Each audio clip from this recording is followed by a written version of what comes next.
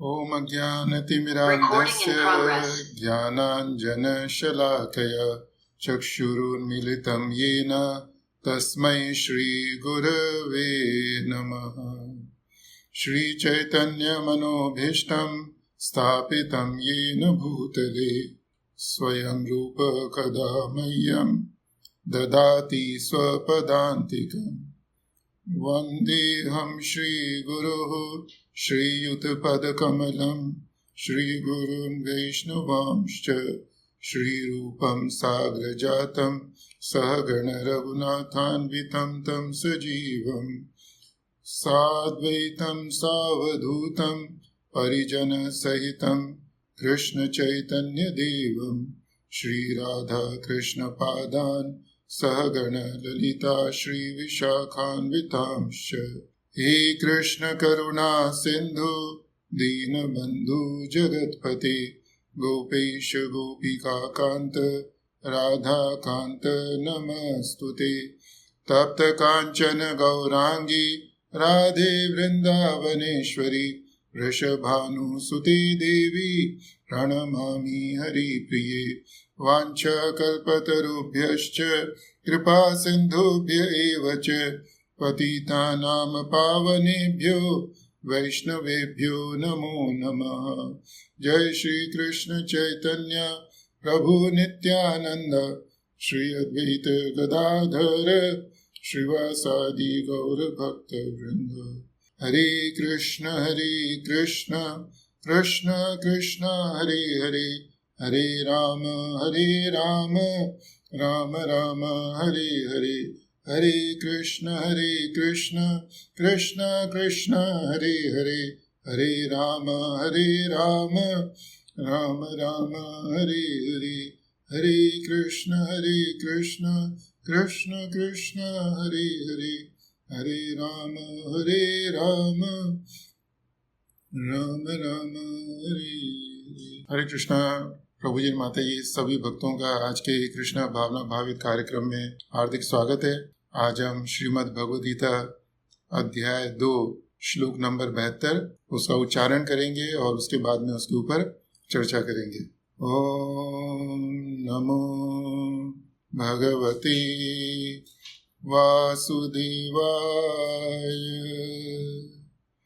ओम नमो भगवते वासुदेवाय।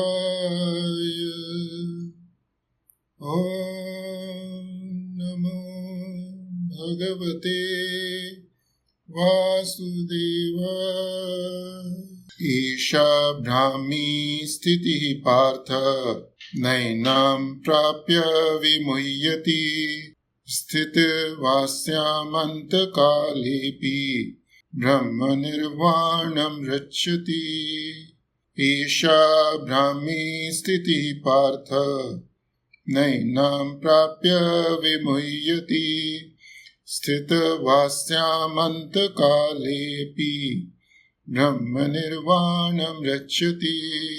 ईशा ब्राह्मी स्थितिः पार्थ नैनां प्राप्य विमुह्यति स्थितवास्यामन्तकालेऽपि ब्रह्म निर्वाणं रक्षति।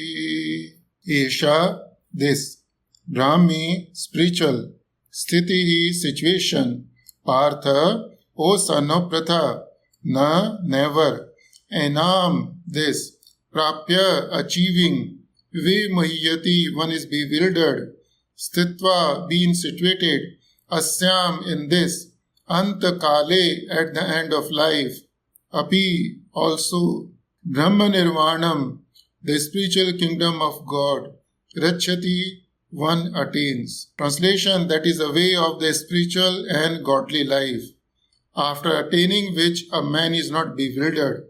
If one is thus situated, even at the hour of death, one can enter into the kingdom of God.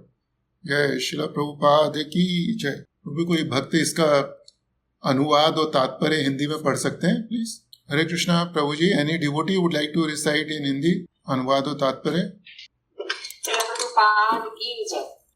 यह आध्यात्मिक तथा ईश्वरीय जीवन का पथ है जिससे प्राप्त करके मनुष्य मोहित नहीं होता। यदि कोई जीवन के अंतिम समय में भी इस तरह स्थित हो तो वह भगवत धाम में प्रवेश कर सकता है। तात्पर्य, मनुष्य कृष्ण भावनामृत या दिव्य जीवन को एक क्षण में प्राप्त कर सकता है और हो सकता है कि उसे लाखों जन्मों के बाद भी न प्राप्त हो। यह तो सत्य को समझने और स्वीकार करने की बात है। खटगांव महाराज ने अपनी मृत्यु के कुछ मिनट पूर्व कृष्ण के शरणागत होकर ऐसी जीवन अवस्था प्राप्त कर ली। निर्वाण का अर्थ है भौतिकवादी जीवन शैली का अंत। बौद्ध दर्शन के अनुसार इस भौतिक जीवन के पूरा होने पर केवल शून्य शेष रहता है। किंतु भगवत गीता की शिक्षा इससे भिन्न है। वास्तविक जीवन का शुभारंभ इस भौतिक जीवन के पूरा होने पर होता है।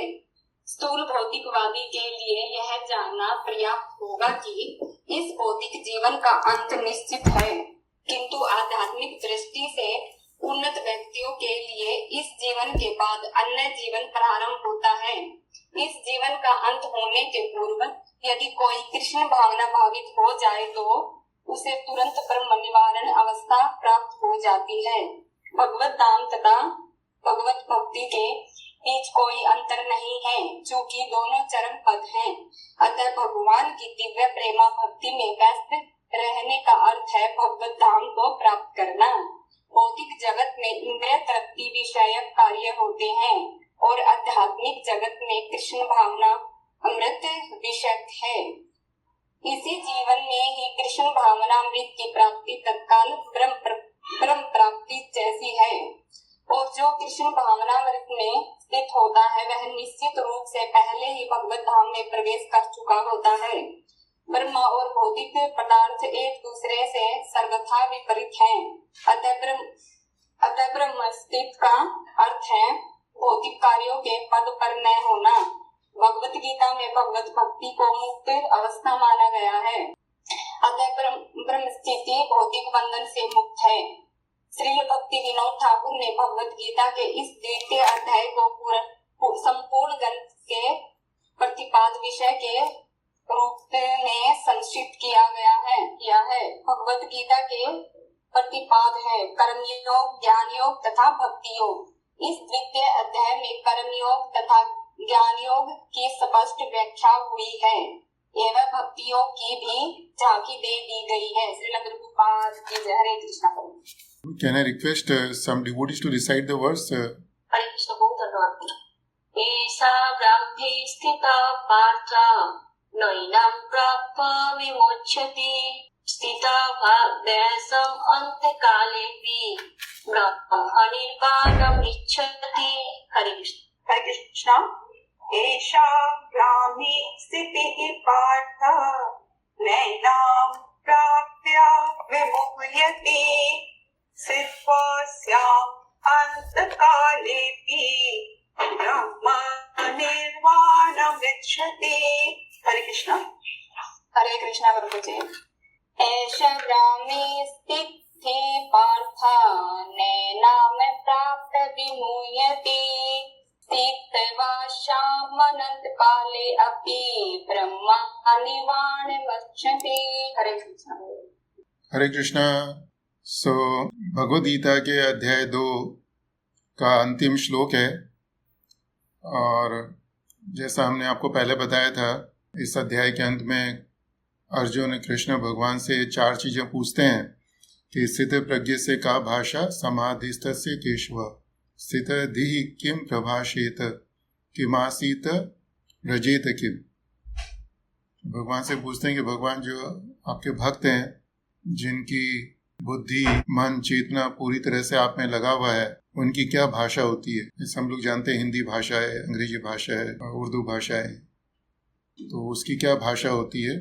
और प्रभाषेत, वह क्या बोलता है, वो इट्स ए स्पीच। एंड किम आसीत, वह किस तरह से बैठता है। और किम ब्रजेत, वह किस तरह से चलता है, ये संसार में रहता है। पहले प्रश्न के उत्तर में कृष्ण भगवान 1 श्लोक बोलते हैं, दूसरे प्रश्न के उत्तर में भगवान 2 श्लोक बोलते हैं, तीसरे प्रश्न के उत्तर में 6 श्लोक बोलते हैं, और बाकी के 9 श्लोक किम व्रजेत, कि किस तरह से अपना जीवन निर्वाह करता है, किस तरह से चलता है, उसके बारे में बताते हैं। और इन 18 श्लोकों के अंदर कृष्ण भगवान 2 विषय के बारे में बात करते हैं। पहले जो 3 श्लोक हैं उसके अंदर कृष्ण भगवान बताते हैं कि जो स्थित प्रज्ञा है उसके लक्षण क्या होते हैं। फिर आगे के 11 श्लोकों में कृष्ण भगवान हमको बताते हैं कि हम हमारी बुद्धि है जो स्थिर है उसको स्थिर कैसे कर सकते हैं और ये भगवान में कैसे लगा सकते हैं। और अंतिम 4 श्लोकों में कृष्ण भगवान दोबारा जो उनके शुद्ध भक्त हैं, जिनकी चेतना पूरी तरह से भगवान में लगी हुई है, उनके लक्षण बताते हैं। तो आज के श्लोक में कृष्ण भगवान बोलते हैं, एषा ब्राह्मी स्थिति पार्था नैनाम प्राप्य विमुह्यति सिद्धवास्य अंत काले भी ब्रह्म निर्वाणम गच्छति। कृष्ण भगवान कहते हैं कि जो भी ऐसी स्थिति को प्राप्त होता है, चाहे वो अंतकाली क्यों नहीं हो, वह ब्रह्म निर्वाणम अर्थात मेरे धाम को प्राप्त होता है।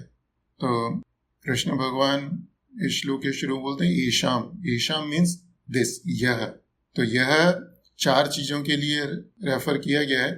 कृष्ण भगवान इससे पहले वाले श्लोक में बोलते हैं विहाय कामान यह सर्वान पुमाम शर्ति निस्पृह निर्ममो निरहंकार शांतिम अधिगच्छति। तो इससे पहले वाले श्लोक में कृष्ण भगवान हमको 4 चीजों के बारे में बताते हैं कि अगर हम 4 चीजें करें तो हमको शांति प्राप्त हो सकती है। तो उन 4 चीजों में सबसे पहली चीज है विहाय कामान। भगवान कहते हैं कि हमें अपनी जो भौतिक इच्छाएं हैं, सारी भौतिक इच्छाओं का त्याग करने का है। और हमने आपको बताया था काम का अर्थ क्या है कि अप्राप्य वस्तु की इच्छा को काम कहते हैं, कि जो चीज़ हमें प्राप्त नहीं है, हमें उसको प्राप्त करने की इच्छा है, उसको कामना कह सकते हैं। और कामना हमारे कर्म और विकर्म दोनों का कारण है। जो भी हम काम करते हैं उसके पीछे हमारे मन में कुछ इच्छा होती है, इसलिए हम कर्म करते हैं। और जो हमारे मन में इच्छाएं बहुत ज़्यादा बढ़ जाती हैं या हमारे मन में बहुत तीव्र कामना होती है किसी चीज़ को प्राप्त करने की, तो उस चीज़ को किसी भी कीमत पे हासिल करने के लिए हम लोग जो कर्म करते हैं उसको विकर्म करते हैं। विकर्म का अर्थ है कि जो कर्म शास्त्रों के नियम विधानों के विरुद्ध है। तो अच्छा, हमने सारी अपनी भौतिक इच्छाओं का त्याग कर दिया, लेकिन हमारे जीवन निर्वाह के लिए हमको कम से कम कुछ चीज़ों की आवश्यकता होती है। तो भगवान के उसको निस्पृह कहते हैं, उसको स्पृह कहते हैं। जो कम से कम चीज़ों की आवश्यकता होती है हमारे जीवन निर्वाह के लिए, उसको स्पृह कहते हैं। जैसे अगर अभी हमें भूख लगती है तो खाने की इच्छा है, तो वो स्पृह है। थोड़ा सा पानी पीने को चाहिए, स्पृह है। हमें वायु मिलती रहे, वो इच्छा स्पृह है। तो भगवान कहते हैं कि जो उनका शुद्ध भक्त है निस्पृह, उसको किसी चीज की स्पृहा भी नहीं होती। इसका अर्थ है कि जीवित रहने के लिए जो कम से कम सामग्री की आवश्यकता है उसको प्राप्त करने की भी इच्छा नहीं रहती। तो इसका अर्थ यह है, जैसे हमने आपको बताया था कि भगवान का भक्त है वह ऐसा नहीं कि बिना हवा पानी के रहता है। उसको भौतिक शरीर है तो भौतिक शरीर को हवा की भी जरूरत है, पानी की भी जरूरत है, थोड़ा सा खाने की भी जरूरत है।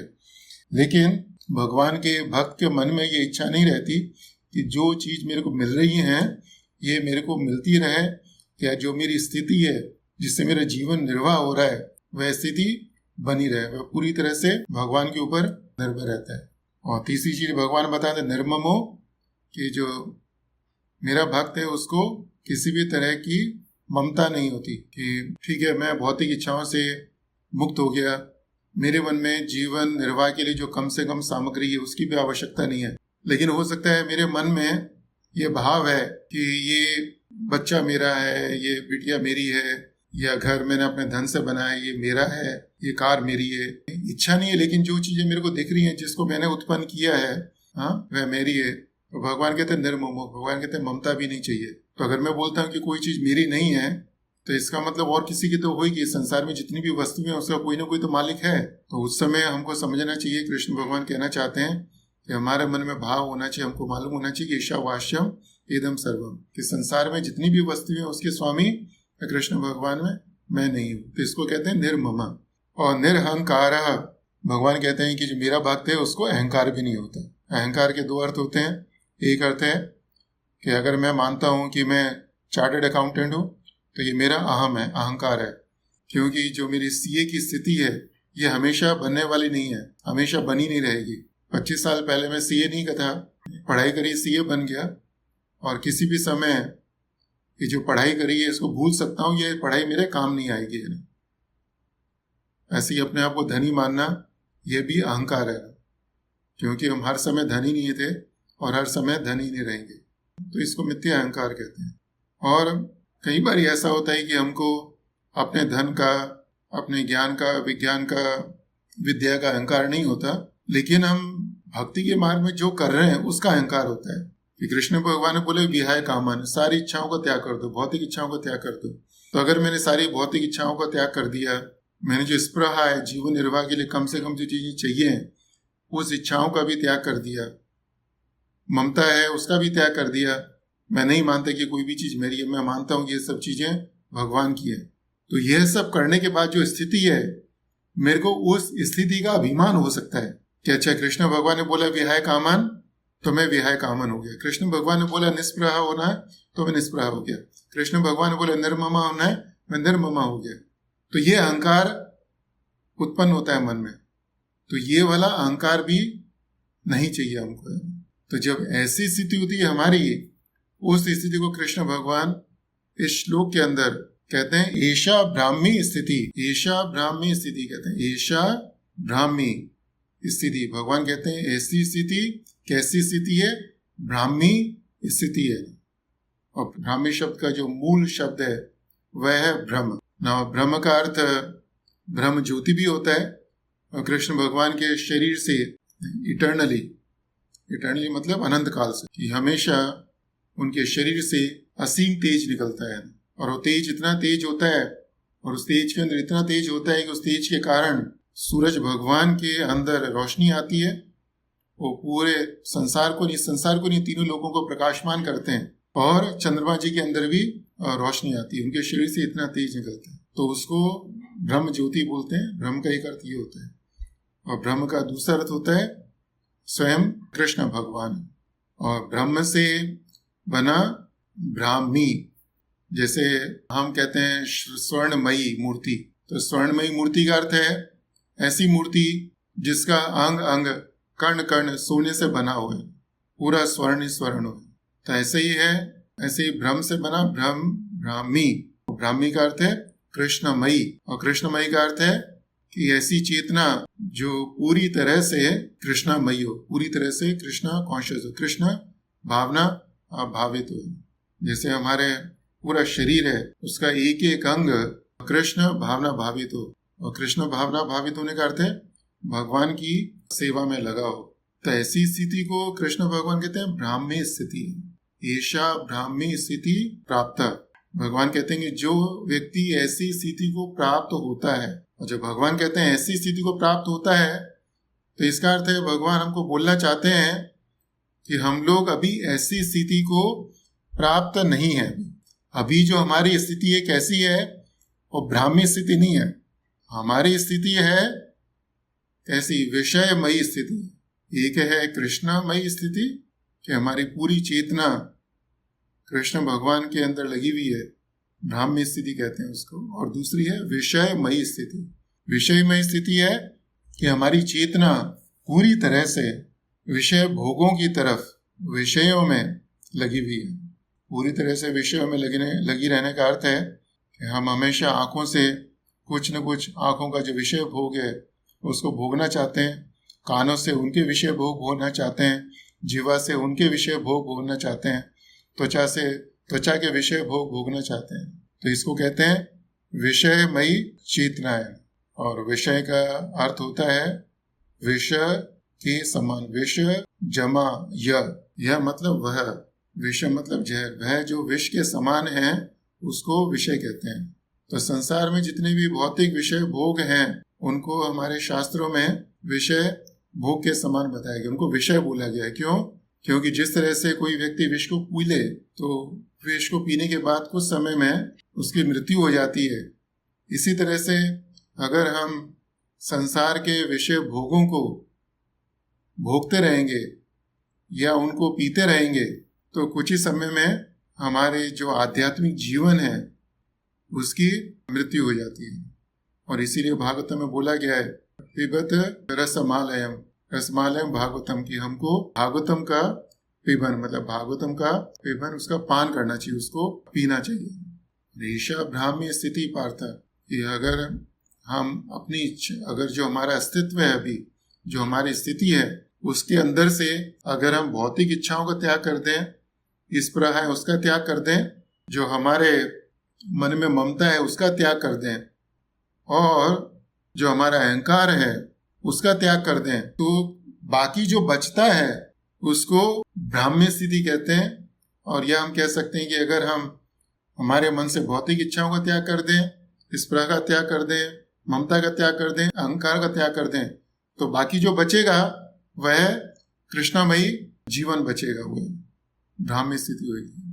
तो भगवान कहते हैं कि ऐसा ब्राह्म्य स्थिति पार्थ, अगर हम ऐसी स्थिति को प्राप्त कर लें तो क्या होगा, नैनाम विमुह्यति, फिर हमको हम मोहित नहीं होंगे या भ्रमित नहीं होंगे। विमुह्यति का अर्थ है bewilderment, bewilderment का अर्थ है कि परप्लेक्स और कंफ्यूज है, और परप्लेक्स और कंफ्यूज का अर्थ है भ्रमित होना। कि अगर हमारी ऐसी स्थिति हो कि जब हमें मालूम नहीं है कि हमें क्या करना चाहिए क्या नहीं करना चाहिए, तो उसको कहते हैं bewilderment, परप्लेक्स्ड और कंफ्यूज्ड है। तो हमारी जो विमुह्यति है, जो हमारा मोह है, वो हमको दो कारणों से हो सकता है कि जो चीजें हमें मिली हुई हैं उसके कारण मोह हो सकता है, या जो चीजें नहीं मिली हुई हैं उसके कारण भी मोह हो सकता है। जो प्राप्त वस्तुओं के कारण मोह हो सकता है, और अप्राप्त वस्तुएं अर्थात हमारी कामना है उसके कारण भी मोह हो सकता है। तो हमारी प्राप्त वस्तुओं के अंदर क्या आता है कि जो हमारे परिवार के जन हैं वो हमारी प्राप्त वस्तु है, हमारी बुद्धि वो भी प्राप्त वस्तु है, इसके कारण मोह होता है हमको, वी गेट bewildered। अर्जुना को भगवद गीता के पहले अध्याय में मोह हुआ, मोह का अर्थ है ही वॉज bewildered, भ्रमित हो गए, वो उनको मालूम नहीं था क्या करना है क्या नहीं करना।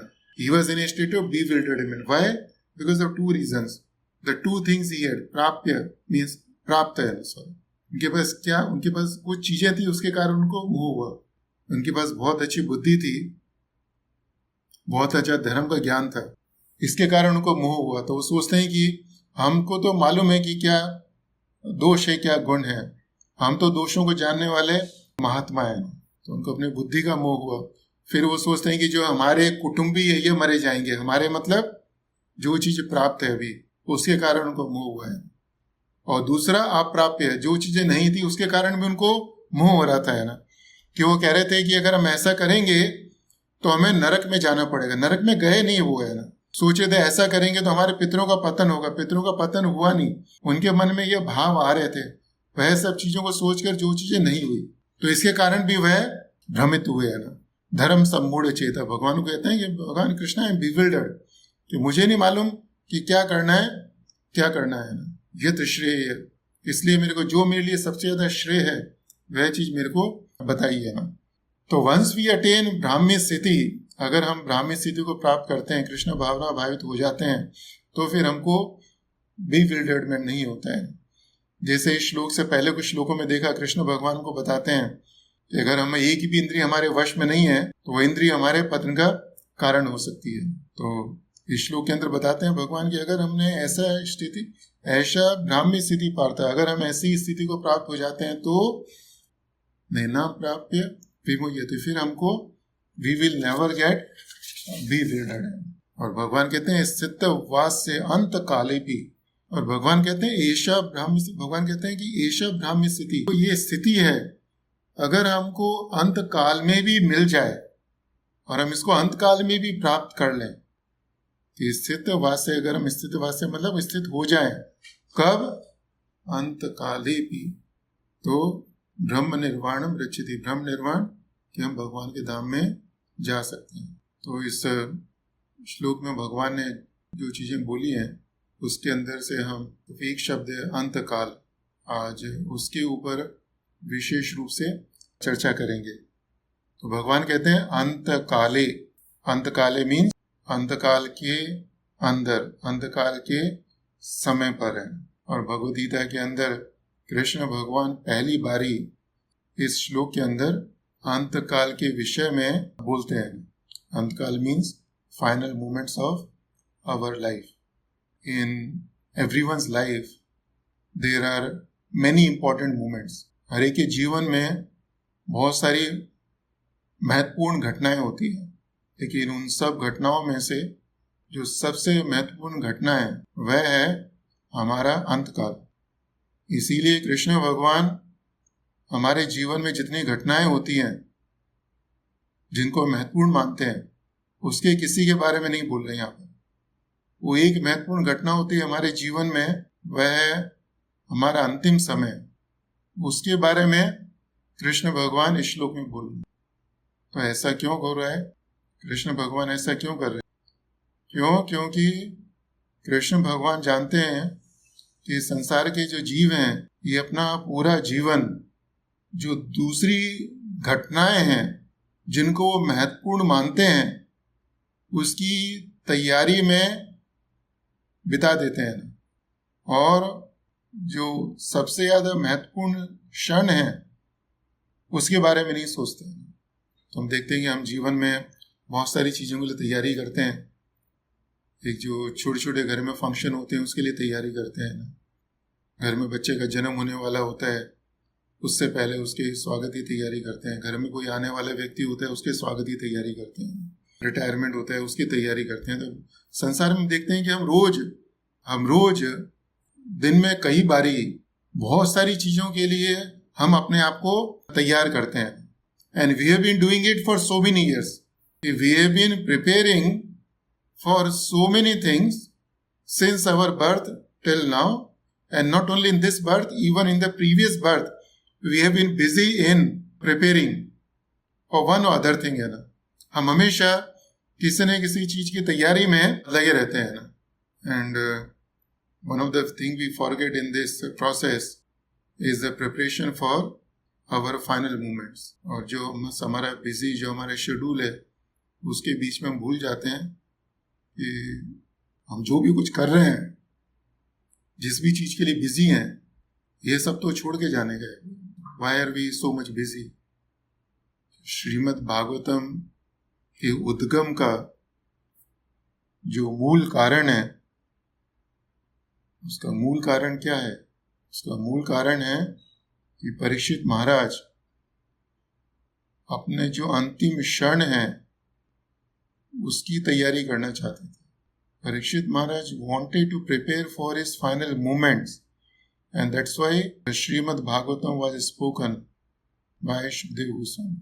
परीक्षित महाराज को मालूम पड़ा, हमको मालूम है कि परीक्षित महाराज ने शमीक ऋषि के गले में मरा हुआ सांप डाल दिया और उसके कारण जो शमीक ऋषि के पुत्र थे शंगी ऋषि, उन्होंने परीक्षित महाराज को शाप दिया कि 7 दिन के अंत में तक्षक नाग आएगा, वह तुम्हें काटेगा और तुम्हारी मृत्यु हो जाएगी। तो परीक्षित महाराज बहुत सक्षम राजा थे, भगवान के भक्त थे, उनको शक्ति थी ये श्राप का प्रतिकार करने की, लेकिन उन्होंने इस श्राप को स्वीकार किया अपनी गलती मानते हुए और वह गंगा नदी के तट पर जाके बैठ गए। सब कुछ छोड़ दिया, गंगा नदी के तट पर जाकर बैठ गए। गंगा नदी के तट पर क्यों गए?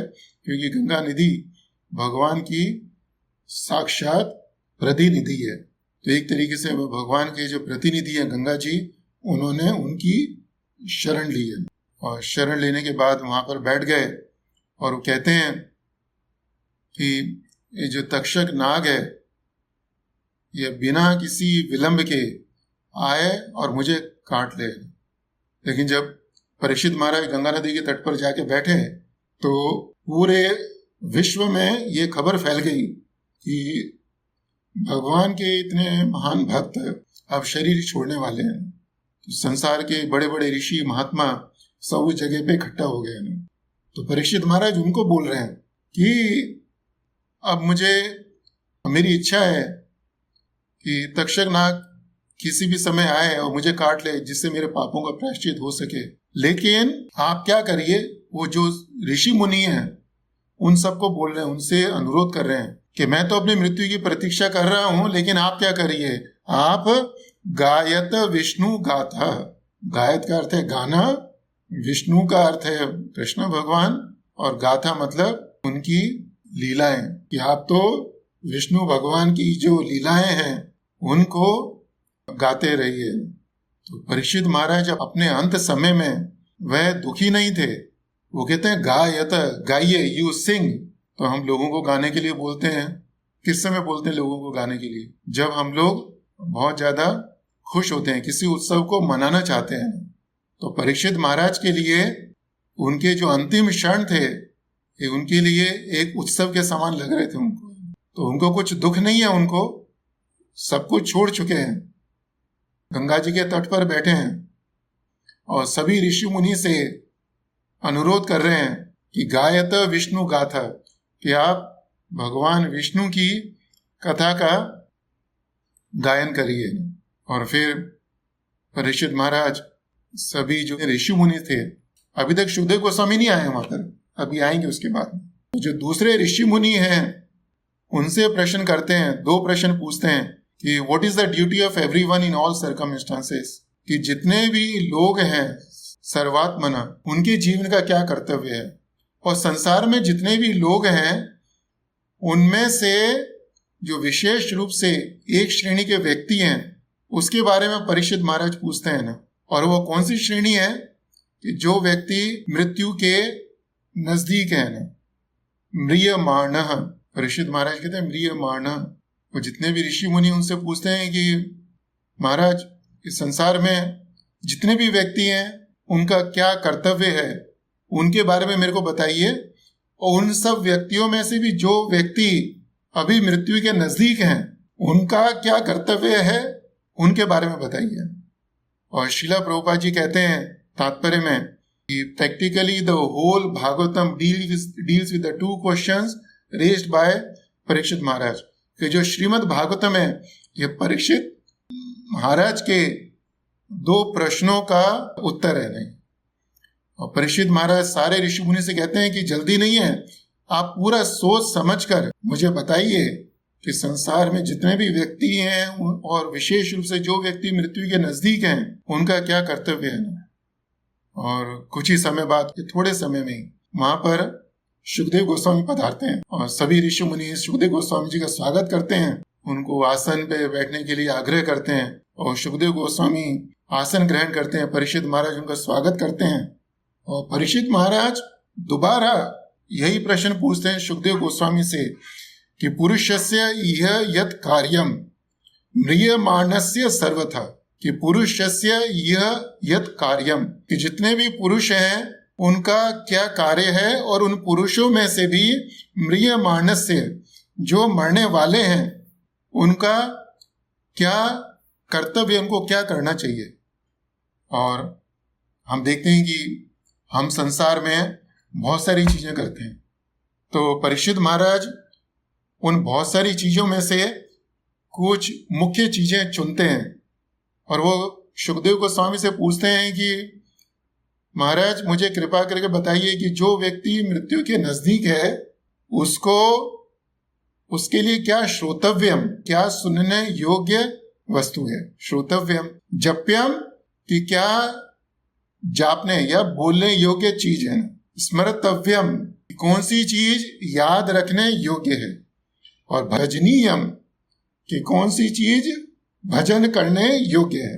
और कहते हैं कर्तव्यम, कि कौन से कर्म करने के योग्य हैं। और विपर्ययम, कि कौन से कर्म नहीं करने चाहिए। और इस तरह से श्रीमद् भागवतम के पहले स्कंद का समापन होता है। और श्रीमद् भागवतम की शुरुआत और शुकदेव गोस्वामी जब बोलना शुरू करते हैं वह दूसरे स्कंद से बोलना शुरू करते हैं।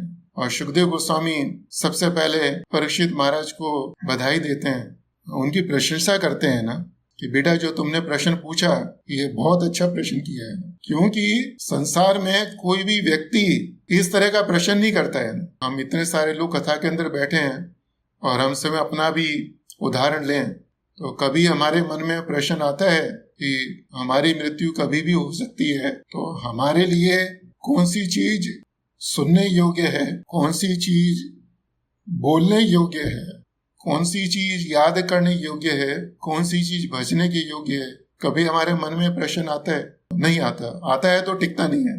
परीक्षित महाराज उनकी प्रशंसा करते हैं परीक्षित महाराज की, और फिर कहते हैं श्रोतव्यादि ने राजेंद्र निराणम संति शास्त्र, कहते हैं कि तुम ही एक व्यक्ति हो जिन्होंने ऐसा प्रश्न पूछा। नहीं तो संसार में तो लोगों को श्रोतव्यादि राजेंद्र निर्णाम संति शस्त्रता, कहते हैं संसार में लोगों के पास सुनने के लिए हजारों वस्तुएं होती है, लेकिन कभी भी वह इस बारे में प्रश्न नहीं करते, ये सोचते नहीं है कि जो मृत्युमाणा कि जो मृत्यु के नजदीक व्यक्ति हैं उनका क्या कर्तव्य है।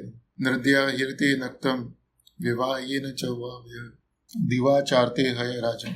वो बताते हैं कि जो संसारी व्यक्ति हैं उनका दिन कहाँ बीतता है। उनका दिन धन कमाने में, कुटुंब का भरण पोषण में, और रात सोने के अंदर और बच्चों को संतान उत्पत्ति में, इसमें जाती है उनकी।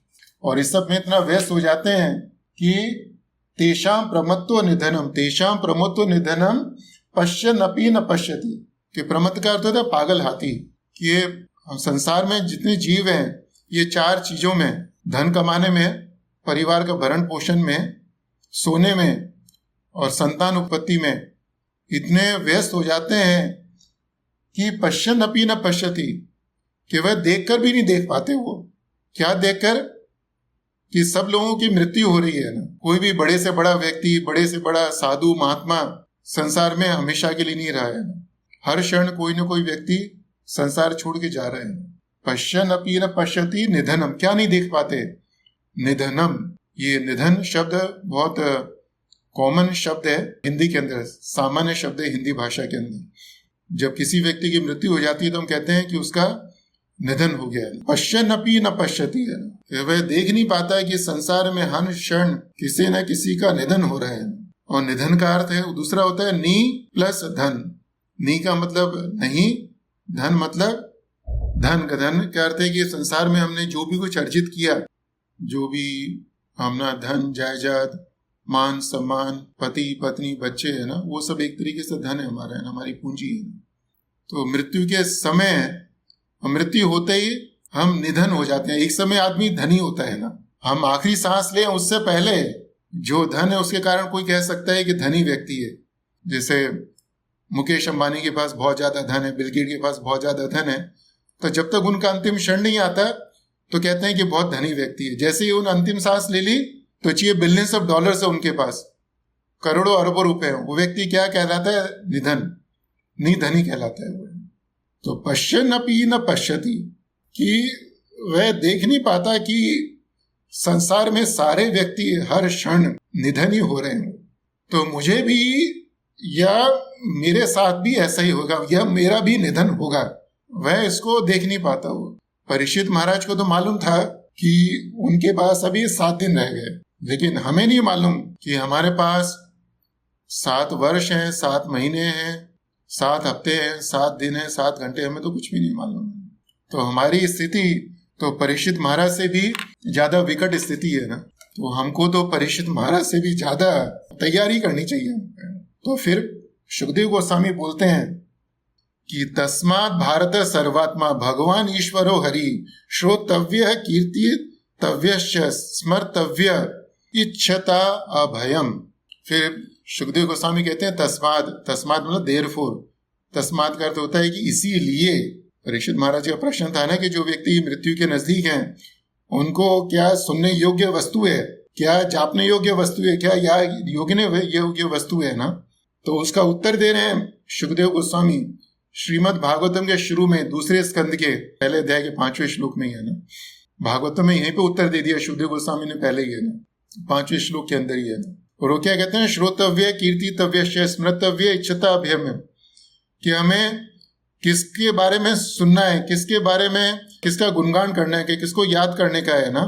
कि सर्वात्मा भगवान ईश्वरो हरि, कि हमें या जो व्यक्ति मृत्यु के नजदीक है, और हम सभी व्यक्ति मृत्यु के नजदीक है, तो हमें क्या करना चाहिए कि सर्वात्मा, ऐसे भगवान जो सभी के हृदय के अंदर बैठे हुए हैं ना, ऐसे भगवान जो षड ऐश्वर्य से पूर्ण है, ऐसे भगवान जो पूरे संसार को अपने वश में करके रखते हैं, इस संसार को नहीं, आध्यात्मिक भौतिक जगत को भी, और हरि ही जो सभी का दुख हरते हैं ना। क्योंकि परीक्षित महाराज पूछते हैं कि भाई कौन सा व्यक्ति योग्य है ना, जिसके बारे में मैं सुन सकता हूँ, जिसकी चर्चा कर सकता हूँ, जिसको याद कर सकता हूँ, जिसको पूजा कर सकता हूँ। तो फिर सुखदेव गोस्वामी बताते हैं कि भाई वो तो सिर्फ भगवान है, भगवान ही कुछ विशेषताएं बता रहे हैं ना। ये सर्वात्मा भगवान ईश्वर हरि है, कि तुम सिर्फ भगवान ही स्मर्तव्य, कि भगवान ही ऐसे हैं जिनको हमें याद रखना चाहिए, भगवान ही ऐसे हैं जिनके बारे में सुनना चाहिए, भगवान ही ऐसे हैं जिनके बारे में हमको बोलना चाहिए। और फिर सुखदेव गोस्वामी बहुत सुंदर भाव बोलते हैं कि जन्म लाभ परम पुंसाम अंते नारायण स्मृति है।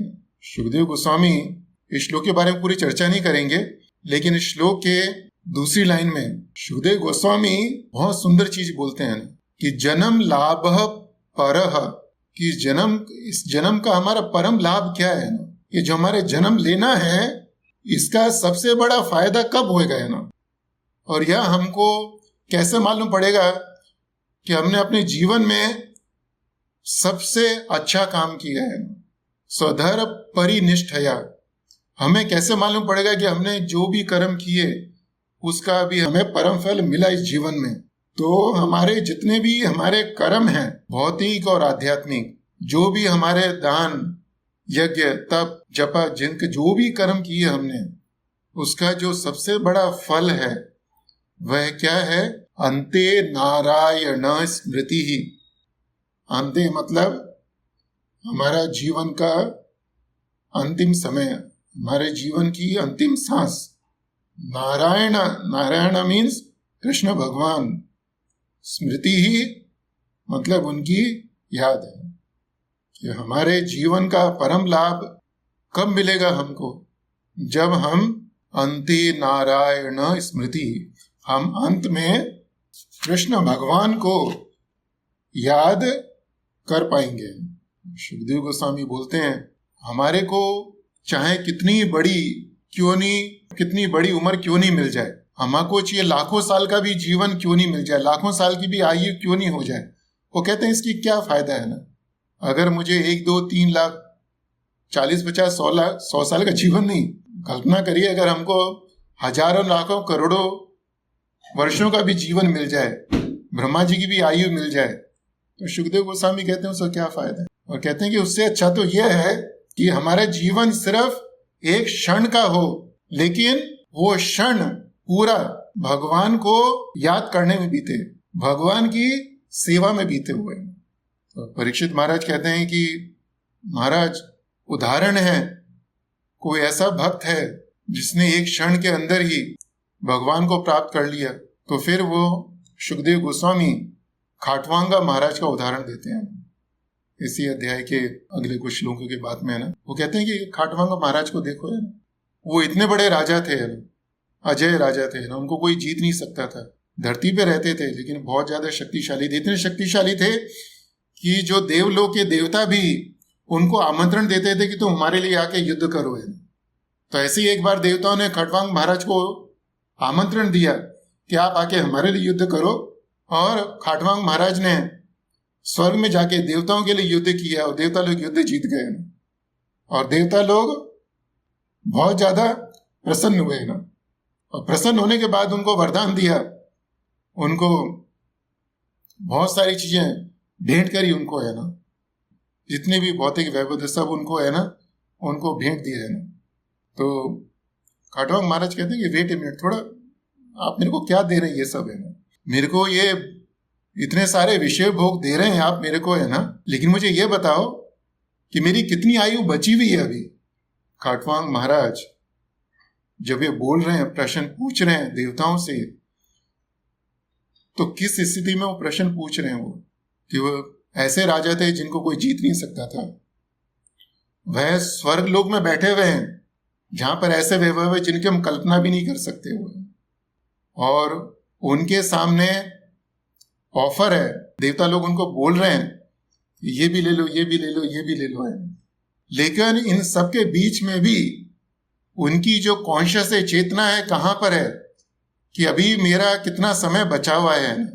तो ऐसे ही हमारी भी चेतना होनी चाहिए कि जब हम कोई भी भोग के बारे में सोचते हैं ना, कामना, हमको लगता है कि हमको ये भी मिल जाए, ये भी मिल जाए, ये भी मिल जाए, ये भी मिल जाए, ये भी मिल जाए ना, तो हमको सोचना चाहिए कि हम सोच रहे हैं कि हमको ये भी मिल जाए, ये भी मिल जाए, ये भी मिल जाए, लेकिन हमारे पास उसको भोगने के लिए कितना समय बचा हुआ है ना, और हमारे शरीर के अंदर कितनी शक्ति बची है वो सबको भोगने के लिए। और जैसा ही हम सोचेंगे ऐसा, तो फिर हमको एहसास होगा अभी मेरे पास बहुत कम समय बचा है, बहुत कम शक्ति बची है।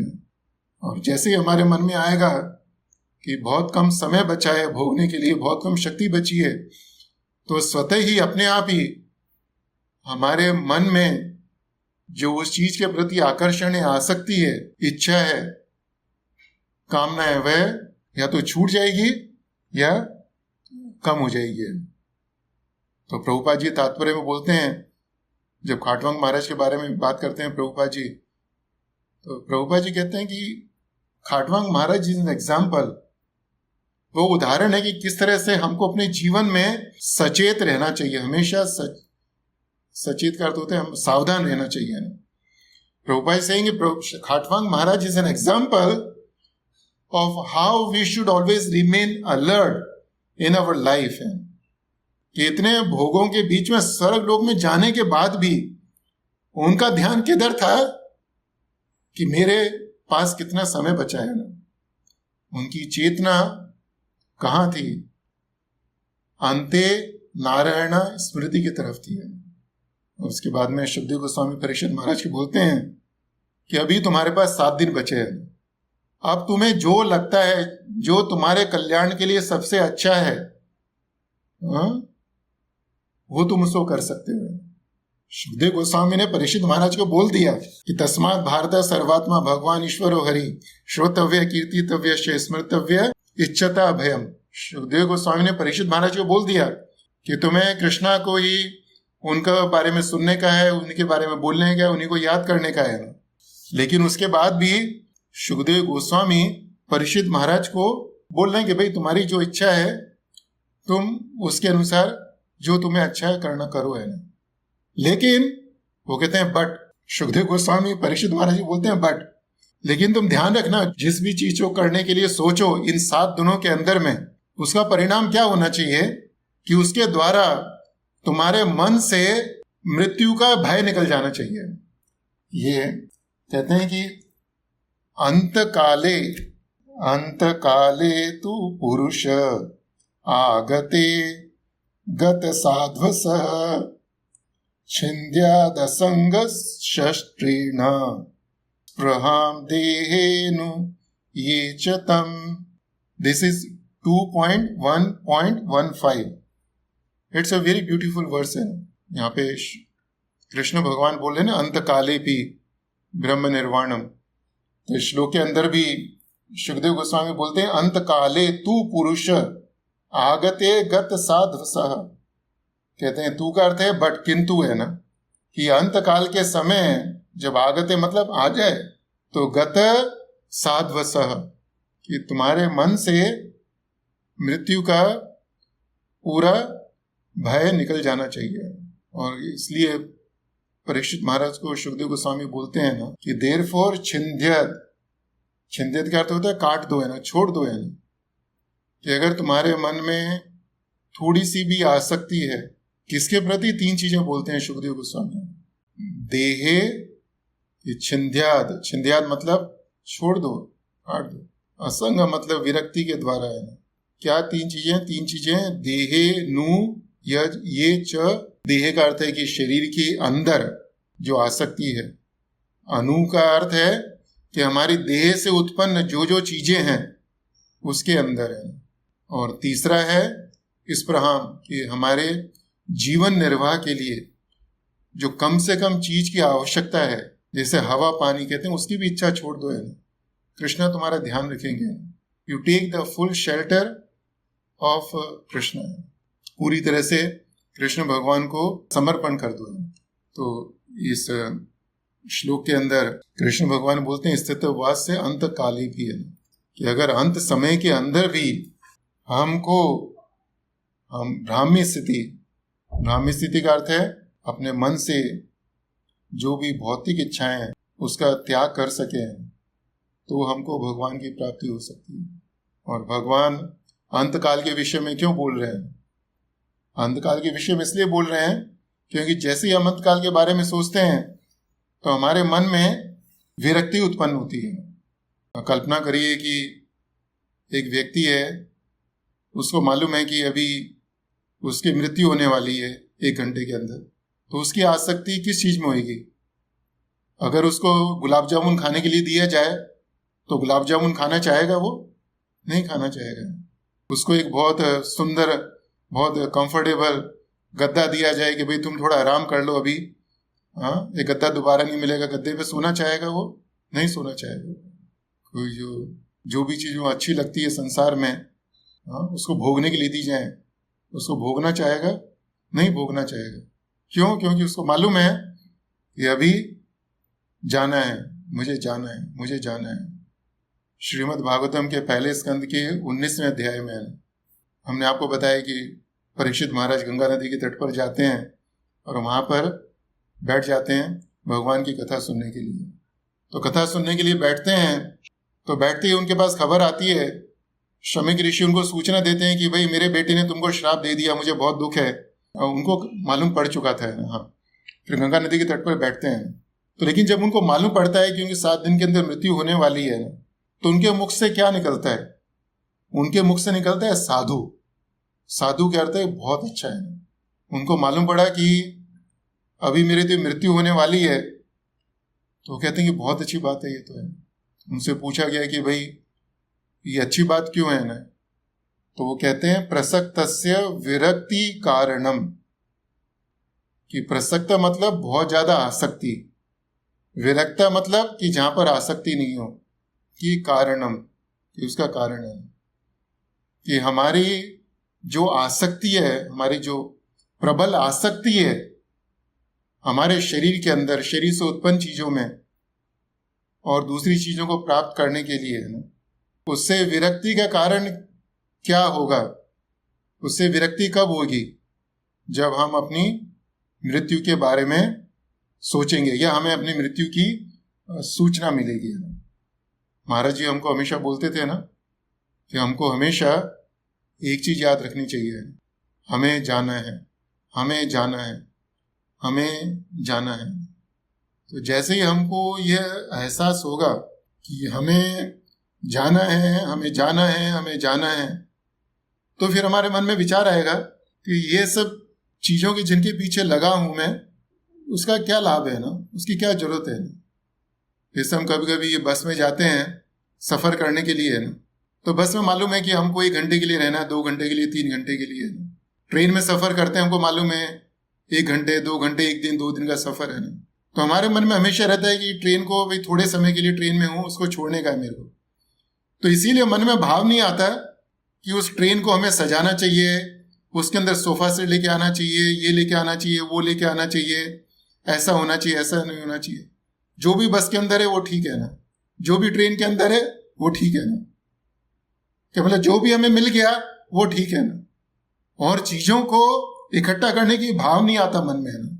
बस खाने पीने के लिए जो ट्रेन में हमको चाहिए, लंच चाहिए, ब्रेकफास्ट चाहिए, डिनर चाहिए, वो मिल जाए ठीक है ना। एक सोने के लिए वो कितनी जगह मिलती है हमको, है ना, नहीं, वो शायद 1.5 बाय 6 फुट की भी नहीं होती, वो है ना, वो मिल जाए वो भी ठीक है हमको, है ना।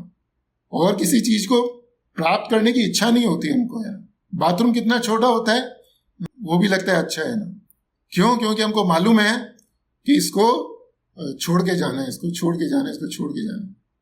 तो इसी तरह से ये जो संसार है ये भी एक बड़ी ट्रेन है। इसका जो सफर है उस सफर की भी अवधि है। ऐसा नहीं कि इस ट्रेन में हमेशा बैठे रहेंगे हम लोग, है ना, और ट्रेन चलती रहेगी। इसको छोड़ने का ही है ना, उतरने का कभी कभी, है ना। तो इसीलिए हमको ज्यादा कुछ इकट्ठा करने की जरूरत नहीं है ना। और सुखदेव गोस्वामी श्लोक में बोलते हैं ना परीक्षित महाराज को कि स्पृहा है ना। स्पृहा हमने आपको बताया था ना कि जीवन निर्वाह के लिए जो कम से कम चीज है ना उसकी इच्छा होनी चाहिए ना। और वो भी नहीं इच्छा हो, वो भी इच्छा नहीं हो तो बहुत अच्छा है ना। वो फिर मतलब पूरी तरह से भगवान के ऊपर समर्पण कर दिया। तो अगर हम ऐसा कर सकें तो निश्चित रूप से अंत काले च मामेव स्मरण मुक्त्वा कलेवरम यह प्रयाति स मद भावम याति नास्ति यत्र संशय। कि भगवान कहते हैं कि अंत काले च मामेव स्मरण मुक्त्वा कलेवरम। जैसे श्लोक के अंदर कृष्ण भगवान बोलते हैं ना स्थित वास्य अंत काले, तो भगवद गीता के अंदर 2 श्लोक है, कृष्ण भगवान अंत काले के बारे में बोलते हैं, अंत काल के समय के बारे में बोलते हैं, एक ही श्लोक के अंदर। और दूसरा है 8वां अध्याय भगवद गीता का और 5वां श्लोक है। वहां कहते हैं भगवान अंत काले च मामे विस्मरण मुक्त्वा कलेव, कहते हैं कि अंत काल के समय जो मुझे याद रखते हुए अपना शरीर छोड़ता है तो वह निश्चित रूप से मेरे धाम को प्राप्त होता है। तो हमारा प्रयास क्या होना चाहिए कि हम भगवान की इतनी भक्ति करें, अपना जीवन ऐसा बनाएं कि अंत काल में हमको कृष्ण भगवान का स्मरण हो सके। हम भगवान से बहुत सारी चीज़ों के लिए प्रार्थना करते हैं और कृष्ण भगवान कहते हैं भी योग क्षेमम वाहम्यम है कि अनन्य भाव से तुम मेरी पूजा करोगे तो योग क्षेमम है कि जो चीज़ें तुमने बचा के रखी है उसकी रक्षा करूंगा मैं, और वाहम्य हम कि जो चीज़ नहीं है उसको लेके आऊंगा मैं। तो जब भी हम इस श्लोक के बारे में सोचते हैं योग क्षेमम वाहम्यम, तो मन में यह भाव आता है कि भगवान करे कि जो भी चीज़ें हमारे पास वो बची रहें और जो चीज़ें नहीं है वो कृष्ण लाला के हमको देते रहें, वो है।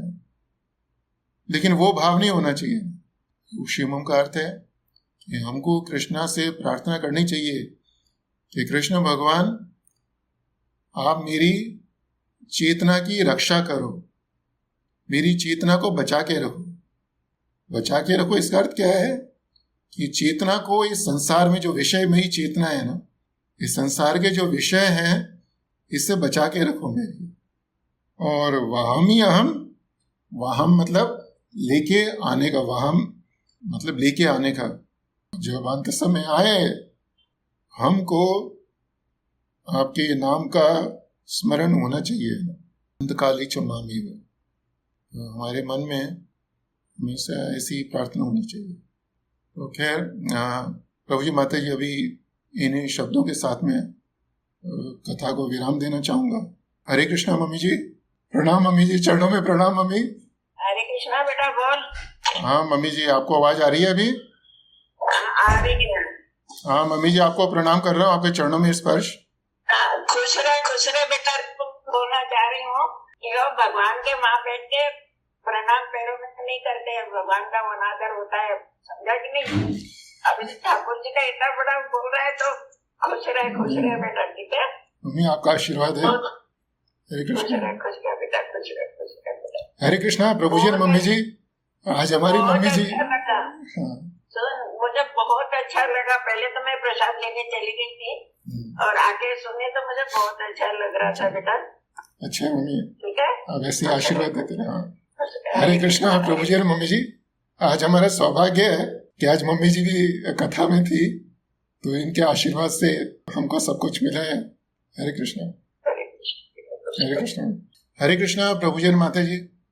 तो भक्तों से निवेदन है कि अभी उनको कुछ प्रश्न हो, संदेह, उसको पूछ सकते हैं। हरे कृष्णा। गिरवधारी प्रभु। हरे कृष्णा प्रभु।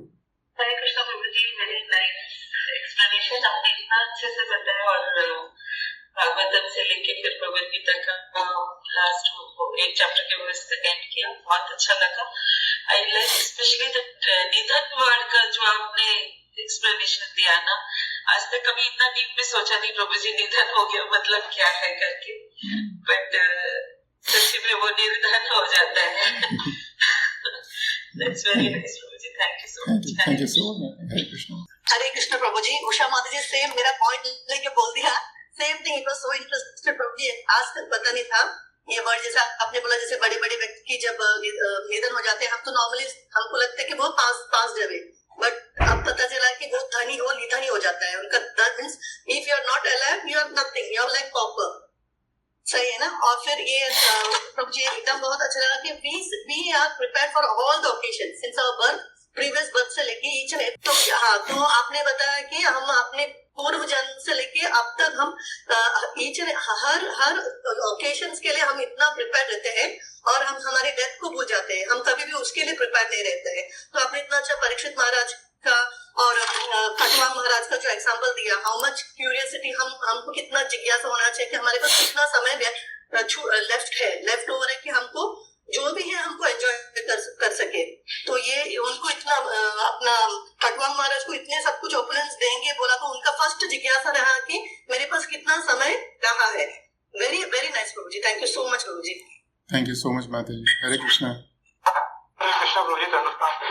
कई बार हम लोग अपना जन्मदिन मनाते हैं तो वी आर सो प्राउड, अरे मैं 25 साल का हो गया, मैं 40 का हो गया, मैं 50 का हो गया, but now it is reminding me it is not how much I finished, it is how much is remaining. Actually we should be thinking that मेरे पास अभी कितना समय बचा है, and this is really I think it is hitting our mind, actually my mind particularly that actually हम लोग हमेशा संसारिक जीवन में ना सेलिब्रेशन के मूड में रहते हैं, अरे मेरा आज जन्मदिन है और मैं आज 50 साल का हो गया, तो we try to enjoy that moment, but वहाँ पे भी हमें ये सोचना है कि है ना हमारे पास समय कितना बचा है और उस समय को हम कैसे हम इसको ना अपने उद्धार के लिए इस समय को, बचे हुए समय को बिता सकते हैं।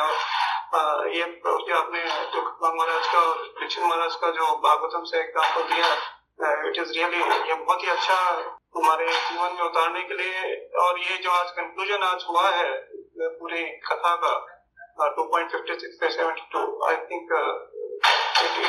इट शुड रिमेन, ये हमारी स्मृति में हमेशा रहना चाहिए और इसको ये हमारे लिए गाइडिंग प्रिंसिपल होना चाहिए लोगों की, है ना, तो अपने जीवन को इसी प्रिंसिपल के हिसाब से आगे चलाएं। हरे कृष्णा, थैंक यू प्रभु। हरे कृष्णा प्रभु जी, दंडवत प्रणाम टू यू। हरे कृष्णा, दंडवत प्रणाम प्रभु। प्रभु जी, कटवांग महाराज को एक मोमेंट था और परीक्षित महाराज 7 डेज लगता, हमको मालूम नहीं प्रभु जी कितना दिन है। हाँ I'm sorry, it is yeah, answer will be, we should be prepared every minute. Still mind doesn't know I'm not going to die tomorrow or today. So this is a big challenge for us to understand that I know हम लोग जास्ती दिन रहने वाले नहीं है, लेकिन हम फेस नहीं हो जाते हैं। कितना दिन पता नहीं हमको और कितना अमाउंट चाहिए, अभी मेरे पास कितना दिन है और कितना अमाउंट चाहिए। एक्चुअली ये तो बड़ा क्वेश्चन है सबके लिए, हाउ मच। मैंने मेरा ऑफिस में पूछा था एक आदमी को, हाउ मच, वो बोलता है एज मच एज, मतलब एज मच एज मतलब कितना, व्हाट इज एज मच, तो तभी वो आंसरलेस हो गया, उसका बाद आंसर ही नहीं हाउ मच का।